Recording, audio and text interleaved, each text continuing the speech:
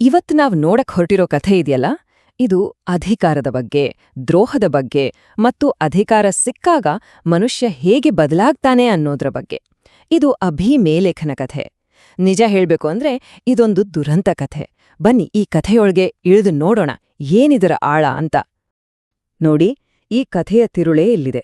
ಒಂದು ಕಡೆ ತಂದೆ ಗಿದ್ಯೋನ, ನನಗೆ ರಾಜಪದವಿ ಬೇಡಪ್ಪ, ದೇವರೇ ನಿಮ್ಮನ್ನ ಆಳುತ್ತಾನೆ ಅಂತ ಎಲ್ಲರ ಮುಂದೆ ಹೇಳ್ತಾನೆ. ಆದ್ರೆ ಇನ್ನೊಂದು ಕಡೆ ಅವನ ಮಗ ಅಭಿಮೆಲೆಕ, 70 ಜನ ನಿಮ್ಮನ್ನ ಆಳೋದು ಬೇಕಾ ಅಥವಾ ಒಬ್ಬನೇ ಆಳಿದ್ರೆ ಒಳ್ಳೇದಲ್ವಾ ಅಂತ ಜನರನ್ನು ಮರುಳು ಮಾಡೋ ಪ್ರಶ್ನೆ ಕೇಳ್ತಾನೆ. ಈ ತಂದೆ ಮಗನ ನಡುವಿನ ವ್ಯತ್ಯಾಸ ಇದೆಯಲ್ಲ, ಅದೇ ಈ ಇಡೀ ಕಥೆಯ ಅಡಿಪಾಯ. ಸರಿ, ಹಾಗಿದ್ರೆ ಕಥೆಯ ಮೊದಲ ಭಾಗಕ್ಕೆ ಬರೋಣ. ತಂದೆಯ ವಿರೋಧಾಭಾಸ. ಕಥೆ ಶುರುವಾಗೋದು ಗಿದ್ಯೋನ ಸತ್ತ ಮೇಲೆ. ಗಿದ್ಯೋನು ಒಬ್ಬ ದೊಡ್ಡ ನಾಯಕ. ಅವನು ಹೋದ ಮೇಲೆ ಆ ಜಾಗ ಖಾಲಿಯಾಗಿತ್ತು, ಯಾರೂ ಲೀಡರಿಲ್ಲ. ಇದೇ ಟೈಮ್ನಲ್ಲಿ ಜನ ಕೂಡ ದಾರಿ ತಪ್ಪಿದ್ರು. ಬಾಳ್ ಬರಿಯತ್ ಅನ್ನೋ ಬೇರೆ ದೇವ್ರನ್ನ ಪೂಜೆ ಮಾಡಕ್ ಶುರು ಮಾಡಿದ್ರು. ಅಂದ್ರೆ ರಾಜಕೀಯವಾಗಿಯೂ ಧಾರ್ಮಿಕವಾಗಿಯೂ ಒಂದ್ ರೀತಿಯ ಗೊಂದಲದ ಸ್ಥಿತಿ. ಇಂಥ ಒಂದು ಟೈಮ್ನಲ್ಲೇ ಅನಾಹುತಕ್ಕೆ ದಾರಿಯಾಗಿದ್ದು. ಗಿದ್ಯೋನನ ಕ್ಯಾರೆಕ್ಟರ್ ಸ್ವಲ್ಪ ಕಾಂಪ್ಲೆಕ್ಸ್ ಆಗಿತ್ತು. ಯಾಕಂದ್ರೆ ಅವನು ದೇಶವನ್ನೇ ಕಾಪಾಡಿದ ಹೀರೋ, ಜನರೆಲ್ಲರೂ ಅವನನ್ನ ಗೌರವಿಸ್ತಾ ಇದ್ರು. ಆದ್ರೆ ಅವನ ವೈಯಕ್ತಿಕ ಜೀವನದಲ್ಲಿ ಕೆಲವು ತಪ್ಪುಗಳಿದ್ವು. ಮುಖ್ಯವಾಗಿ ಶೆಕೇಮ್ ಅನ್ನೋ ಊರಿನ ಹೆಣ್ಣಿನ ಜೊತೆಗಿನ ಅವನ ಸಂಬಂಧ. ಇದೇ ಸಂಬಂಧದಿಂದ ಹುಟ್ಟಿದವನೇ ಅಭಿಮೆಲೆಕ. ಈ ಒಂದು ಕನೆಕ್ಷನ್ ಮುಂದೆ ಅಭಿಮೆಲೆಕ ಅಧಿಕಾರಕ್ಕೆ ಬರೋಕೆ ಒಂದು ರೀತಿಯಲ್ಲಿ ಕಾರಣ ಆಗ್ಬಿಡುತ್ತೆ. ಇನ್ನು ಎರಡನೇ ಭಾಗಕ್ಕೆ ಬಂದ್ರೆ ಇಲ್ಲಿಂದ ಶುರುವಾಗುತ್ತೆ ಅಸಲಿಯಾಟ. ಅಧಿಕಾರಕ್ಕಾಗಿ ರಕ್ತ ಸಿಕ್ತ ಹಾದಿ. ಇಲ್ಲಿ ಅಭಿಮೆಲೆಕನ ನಿಜವಾದ ಬಣ್ಣ ಬಯಲಾಗುತ್ತೆ. ಅವನು ಅಧಿಕಾರಕ್ಕೋಸ್ಕರ ಏನ್ ಬೇಕಾದ್ರೂ ಮಾಡಕ್ಕೆ ರೆಡಿ ಇರ್ತಾನೆ. ತುಂಗಾನೆ ಪ್ಲಾನ್ ಮಾಡಿ ಒಂದು ಕ್ರೂರವಾದ ಸ್ಕೆಚ್ ಹಾಕ್ತಾನೆ. ಅವನ ಪ್ಲಾನ್ನ ಮೊದಲ ಸ್ಟೆಪ್, ನೇರವಾಗಿ ತನ್ನ ತಾಯಿಯ ಊರಾದ ಶೆಕೆಮ್ಗೆ ಹೋಗಿ ಅಲ್ಲಿರೋ ತನ್ನ ಸಂಬಂಧಿಕರನ್ನು ಭೇಟಿ ಮಾಡೋದು. ಅವನ ಪ್ಲಾನ್ ಎಷ್ಟು ಸಿಸ್ಟಮ್ಯಾಟಿಕ್ ಆಗಿ ಇತ್ತು ನೋಡಿ. ಸ್ಟೆಪ್ 1, ಮೊದಲು ತನ್ನ ತಾಯಿಯ ಕಡೆಯ ಸಂಬಂಧಿಕರ ಹತ್ತಿರ ಹೋಗಿ, ನಾನು ನಿಮ್ಮವನಲ್ವಾ, ನನ್ಗ್ ಸಪೋರ್ಟ್ ಮಾಡಿ ಅಂತ ಇಮೋಷನಲ್ ಆಗಿ ಮಾತಾಡ್ತಾನೆ. ಸ್ಟೆಪ್ 2, ಅವರಿಂದ ಸಪೋರ್ಟ್ ಸಿಕ್ಕಿದ ತಕ್ಷಣ ದೇವಸ್ಥಾನದ ದುಡ್ಡನ್ನೇ ಲೂಟಿ ಮಾಡ್ತಾನೆ. ಅಂದ್ರೆ ಧರ್ಮದ ಹೆಸರಲ್ಲೇ ಭ್ರಷ್ಟಾಚಾರ. ಸ್ಟೆಪ್ 3, ಆ ದುಡ್ಡಲ್ಲಿ ಕೆಲಸ ಇಲ್ಲದ ದುಷ್ಟರ ಗುಂಪೊಂದನ್ನು ತನ್ನ ಸೈನ್ಯವಾಗಿ ನೇಮಿಸ್ಕೊಳ್ತಾನೆ. ಇನ್ನು ಕೊನೆಯ ಅತಿ ಕ್ರೂರವಾದ ಸ್ಟೆಪ್ 4, ತನ್ನ ಅಧಿಕಾರಕ್ಕೆ ಅಡ್ಡ ಬರಬಹುದಾದ ಎಲ್ಲರನ್ನೂ ಮುಗಿಸ್ಬಿಡುವುದು. ಅಂದ್ರೆ ಬೇರೆ ಯಾರೂ ಅಲ್ಲ, ತನ್ನ ಸ್ವಂತ ಅಣ್ಣ ತಮ್ಮಂದಿರನ್ನೇ. ಆ ಕೂಲಿ ಸೈನಿಕರ ಗ್ಯಾಂಗ್ನು ಕಟ್ಕೊಂಡು ಅವನು ನೇರವಾಗಿ ತನ್ನ ತಂದೆಯ ಮನೆಗೆ ನುಗ್ಗುತ್ತಾನೆ. ಅಲ್ಲಿ ನಡೆದದ್ದು ಒಂದು ಭಯಾನಕ ಹತ್ಯಾಕಾಂಡ. ಒಂದೇ ಕಲ್ಲಿನ ಮೇಲೆ ತನ್ನ 70 ಜನ ಸಹೋದರರನ್ನು ಕೊಂದ್ಹಾಕ್ತಾನೆ. ಅಬಾ, ಊಹಿಸ್ಕೊಳ್ಳೋಕೂ ಆಡಲ್ಲ. ಈ ಕ್ರೌರ್ಯದ ನಡುವೆ ಅದೃಷ್ಟವಶಾತ್ ಯೋಥಾಮ್ ಅನ್ನೋ ಒಬ್ಬ ಕಿರಿಯ ತಮ್ಮ ಮಾತ್ರ ಹೇಗೋ ತಪ್ಪಿಸ್ಕೊಂಡು ಓಡಿಹೋಗಿ ಬಚಾವಾಗ್ತಾನೆ. ಕತೆ ಈಗ 3ನೇ ಹಂತಕ್ಕೆ ಬಂದಿದೆ. ಮುಳ್ಳುಗಿಡದ ಭವಿಷ್ಯವಾಣಿ. ಇಲ್ಲಿ ಹೀರೋ ಆಗಿ ಎಂಟ್ರಿ ಕೊಡೋದು ಆ ಹತ್ಯಾಕಾಂಡದಿಂದ ಬದುಕುಳಿದಿದ್ದ ಒಬ್ಬನೇ ಒಬ್ಬ ತಮ್ಮ ಯೋತಾಮ. ಅವನು ಸುಮ್ಮನೆ ಕೂರಲ್ಲ, ತನ್ನ ಅಣ್ಣನ ಕ್ರೌರ್ಯಕ್ಕೆ ನ್ಯಾಯ ಕೇಳೋಕೆ ಮುಂದೆ ಬರ್ತಾನೆ. ಅಭಿಮೆಲೆಕನಿಗೆ ಮತ್ತು ಅವನಿಗೆ ಪಟ್ಟಕಟ್ಟಿದ ಶೆಕೇಮ್ ಊರಿನ ಜನರಿಗೆ ನೇರವಾಗಿ ಎಲ್ಲರ ಮುಂದೆ ಒಂದು ವಾರ್ನಿಂಗ್ ಕೊಡ್ತಾನೆ. ಅವನು ಮಾಡಿದೇನ್ ಗೊತ್ತಾ? ನೇರವಾಗಿ ಗೆರಿಜಿಮಣ್ಣೋ ಬೆಟ್ಟದ ಮೇಲೆ ನಿಂತ್ಕೊಂಡು ಕೆಳಗೆ ಸೇರಿದ್ದ ಜನರಿಗೆ ಒಂದು ಕತೆ ಹೇಳ್ತಾನೆ. ಇದು ಸುಮ್ಮನೆ ಕತೆ ಅಲ್ಲ, ಇದೊಂದು ದೃಷ್ಟಾಂತ. ಅಂದ್ರೆ ಅದರೊಳಗೆ ಒಂದು ದೊಡ್ಡ ಸಂದೇಶ, ಒಂದು ಎಚ್ಚರಿಕೆ ಅಡಗಿತ್ತು.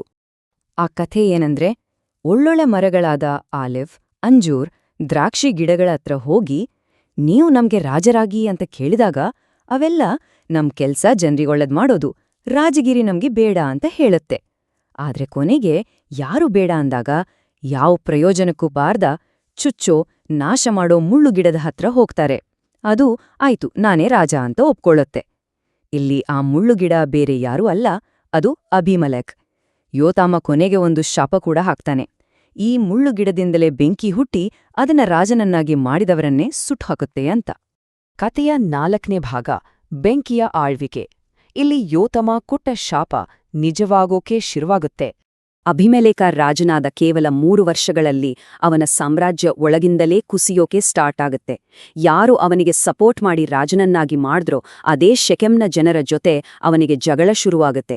ಯಾಕಂದ್ರ ಕತೆಯ ಪ್ರಕಾರ ದೇವರು ಅವರ ನಡುವೆ ಒಂದು ದುಷ್ಟ ಶಕ್ತಿಯನ್ನು ಕಳುಹಿಸ್ತಾನೆ. ಅಂದ್ರೆ ದ್ರೋಹದಿಂದ ಕಟ್ಟಿದ ಸಂಬಂಧದಲ್ಲಿ ಪ್ರೀತಿ ವಿಶ್ವಾಸ ಇರೋದಿಲ್ಲ. ಅವರು ಒಬ್ಬರಿಗೊಬ್ರು ಶತ್ರುಗಳಾಗಿಬಿಡ್ತಾರೆ. ರಾಜ್ಯದಲ್ಲಿ ಅಂತರ್ಯುದ್ಧವೇ ಶುರುವಾಗಿಬಿಡುತ್ತೆ. ಶಿಕೆಂನ ಜನರೇ ಅಭಿಮಲೇಕನ ವಿರುದ್ಧ ತಿರುಗಿಬೀಳ್ತಾರೆ. ಗಾಳ ಅಂತ ಇನ್ನೊಬ್ಬ ಲೀಡರ್ ಬಂದು ಯಾರೀತ ಅಭಿಮಲೇಕ ಅಂತ ಅವನನ್ನ ಚಾಲೆಂಜ್ ಮಾಡ್ತಾನೆ. ಆದ್ರೆ ಅಭಿಮಲೇಕ ತನ್ನ ಸೈನ್ಯದ ಜೊತೆ ಬಂದು ಆ ಬಂಡಾಯವನ್ನು ಹತ್ತಿಕ್ಕಿಬಿಡ್ತಾನೆ. ಅವನು ಯುದ್ಧ ಗೆದ್ದ. ಆದ್ರೆ ಇದರಿಂದ ಶಾಂತಿ ಬರ್ಲಿಲ್ಲ. ಬದಲಿಗೆ ಅವನ ಸೇಡು ಇನ್ನಷ್ಟು ಭೀಕರವಾಯಿತು. ಅಭಿಮೇಲಕನ ಸೇಡು ಅಂತಿಂತದ್ದಲ್ಲ. ತನಗೆ ಮೊದಲು ರಾಜಪಟ್ಟ ಕುಟ್ಟಿದ ಅದೇ ಶೆಕೆಂ ನಗರವನ್ನು ಸಂಪೂರ್ಣವಾಗಿ ನಾಶ ಮಾಡ್ತಾನೆ. ಅಲ್ಲಿನ ಜನರನ್ನು ಕೊಂದು ಹಾಕ್ತಾನೆ. ಅಷ್ಟಕ್ಕೆ ನಿಲ್ಸಲ್ಲ, ಮುಂದೆ ಅಲ್ಲಿ ಯಾವ ಬೆಳೆಯೂ ಬರ್ಬಾರ್ದು ಅಂತ ಇಡೀ ಊರಿಗೆ ಉಪ್ಪು ಹಾಕಿ ಬಿತ್ತುತ್ತಾನೆ. ಇಷ್ಟೇ ಅಲ್ಲ, ಕೊನೆಗೆ ಸುಮಾರು 1,000 ಜನ ಗಂಡ್ಸರು ಹೆಂಗ್ಸರು ಒಂದು ದೇವಸ್ಥಾನದ ಗೋಪುರದಲ್ಲಿ ಅಡಗಿ ಕೂತಿರ್ತಾರೆ. ಅಭಿಮೆಲೆಕ ಆ ಗೋಪುರಕ್ಕೆ ಬೆಂಕಿ ಹಚ್ಚಿ ಎಲ್ಲರನ್ನೂ ಜೀವಂತವಾಗಿ ಸುಟ್ಟು ಹಾಕ್ತಾನೆ. ಯೋತಾಮ ಹೇಳಿದ್ನಲ್ಲ, ಮುಳ್ಳುಗಿಡದಿಂದ ಬೆಂಕಿ ಬಂದು ಶೆಕೆಮಿನವರನ್ನ ಸುಡುತ್ತೆ ಅಂತ, ಅದು ಅಕ್ಷರಶಃ ನಿಜವಾಗಿತ್ತು. ಹೀಗೆ ಶೆಕೆಂನ ಸರ್ವನಾಶ ಮಾಡಿ ಅಭಿಮೆಲೆಕ ತನ್ನ ಗೆಲುವಿನ ಅಬ್ಬರದಲ್ಲಿ ಥೆಬೇಜ್ ಅನ್ನೋ ಇನ್ನೊಂದು ನಗರದ ಮೇಲೆ ದಾಳಿ ಮಾಡ್ತಾನೆ. ಇದು ಕಥೆಯ ಕೊನೆಯ ಭಾಗ, ವಿಪರ್ಯಾಸದ ಅಂತ್ಯ.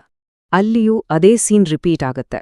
ಜನರೆಲ್ಲ ಪ್ರಾಣ ಉಳಿಸ್ಕೊಳ್ಳಕ್ಕೆ ಒಂದು ದೊಡ್ಡ ಗೋಪುರದೊಳಗೆ ಹೋಗಿ ಸೇರ್ಕೊಳ್ಳುತ್ತಾರೆ. ಅಭಿಮೆಲೆಕ ಶೆಕೆಂನಲ್ಲಿ ಮಾಡದ ಹಾಗೆ ಆ ಗೋಪುರಕ್ಕೂ ಬೆಂಕಿ ಇಡೋಕೆ ಹತ್ರ ಹೋಗ್ತಾನೆ. ಇವನನ್ನ ತಡೆಯೋರು ಯಾರೂ ಇಲ್ಲ. ಇನ್ನೇನು ಮತ್ತೊಂದು ಕ್ರೂರ ಜಯ ಅವನದಾಗ್ಬೇಕು. ಅಷ್ಟರಲ್ಲಿ ಕಥೆ ಒಂದು ಅನಿರೀಕ್ಷಿತ ತಿರುವು ಪಡೆಯುತ್ತೆ.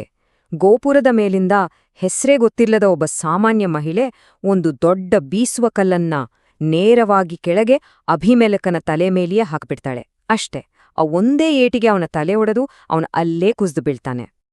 ಇಲ್ಲಿರೋ ವಿಪರ್ಯಾಸ ನೋಡಿ. ಸಾಯೋ ಸ್ಥಿತಿಯಲ್ಲಿದ್ರೂ ಅಭಿಮೆಲೆಕನಿಗೆ ತನ್ನ ಪ್ರಾಣದ ಚಿಂತೆಗಿಂತ ತನ್ನ ಮಾನದ ಚಿಂತೆ ಜಾಸ್ತಿ. ಅವನು ತನ್ನ ಪಕ್ಕದಲ್ಲಿದ್ದ ಸೈನಿಕನಿಗೆ, ಬೇಗ ನಿನ್ನ ಕತ್ತಿಯಿಂದ ನನ್ನನ್ನು ಕೊಂದುಬಿಡು, ಯಾಕಂದ್ರೆ ಒಬ್ಬ ಹೆಂಗಸ್ಸು ಅಭಿಮೆಲೆಕನನ್ನು ಕೊಂದಳು ಅಂತ ಜನ ಮಾತಾಡಬಾರ್ದು ಅಂತ ಹೇಳ್ತಾನೆ. ಎಂಥ ಅಹಂಕಾರ! ಸಾಯೋ ಕೊನೆ ಕ್ಷಣದಲ್ಲೂ ತನ್ನ ಇಮೇಜ್ ಬಗ್ಗೆ, ತನ್ನ ಸಾವಿನ ಕತೆಯನ್ನ ತಾನೇ ಬರೆಯೋಕೆ ಪ್ರಯತ್ನ ಪಡ್ತಾನೆ. ಕೊನೆಗೆ ಯೋತಾಮ ಕೊಟ್ಟ ಶಾಪ ಸಂಪೂರ್ಣವಾಗಿ ನಿಜವಾಯಿತು. ಅಭಿಮೆಲೆಕ ತನ್ನ 70 ಸಹೋದರರನ್ನು ಕೊಂದ ಪಾಪಕ್ಕೆ ಅವನೂ ಒಂದು ಹಿಂಸಾತ್ಮಕ ಸಾವನ್ನೇ ಕಂಡ.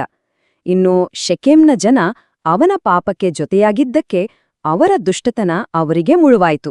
ಅಂದ್ರೆ ಈ ಕತೆ ಹೇಳೋದೇನು ಅಂದ್ರೆ, ದಬ್ಬಾಳಿಕೆ ಮಾಡುವನು ಮತ್ತು ಆ ದಬ್ಬಾಳಿಕೆಗೆ ಬೆಂಬಲ ನೀಡುವನು ಇಬ್ರೂ ತಮ್ಮ ಕೆಟ್ಟ ಕೆಲ್ಸದ ಫಲವನ್ನು ಅನುಭವಿಸಲೇಬೇಕು ಅನ್ನೋದು. ಈ ಕಥೆ ಮುಗಿಯತ್ತೆ, ಆದ್ರೆ ಒಂದು ಪ್ರಶ್ನೆಯನ್ನ ನಮ್ಮ ಮುಂದೆ ಇಟ್ಹೋಗುತ್ತೆ. ಇವತ್ತಿನ ಕಾಲದಲ್ಲಿ ನಮ್ಮ ನಾಯಕತ್ವದಲ್ಲಿ ಇಂಥ ಮುಳ್ಳುಗಿಡಗಳು ಇವ್ಯಾ? ಜನರಿಗೆ ಒಳ್ಳೇದು ಮಾಡೋದ್ಕಿಂತ ಕೇವಲ ಅಧಿಕಾರ ಪದವಿ ಅಂತ ಹಿಂದೆ ಬೀಳೋರು ಅವರೇ ಇವತ್ತಿನ ಮುಳ್ಳುಗಿಡಗಳಲ್ವಾ? ದುರಾಸೆ ಮತ್ತು ಅಧಿಕಾರ ಯಾವತ್ತಿಗೂ ಅಪಾಯಕಾರಿ ಅನ್ನೋದಕ್ಕೆ ಈ ಸಾವಿರಾರು ವರ್ಷಗಳ ಹಿಂದಿನ ಕಥೆ ಇವತ್ತಿಗೂ ಒಂದು ದೊಡ್ಡ ಪಾಠ.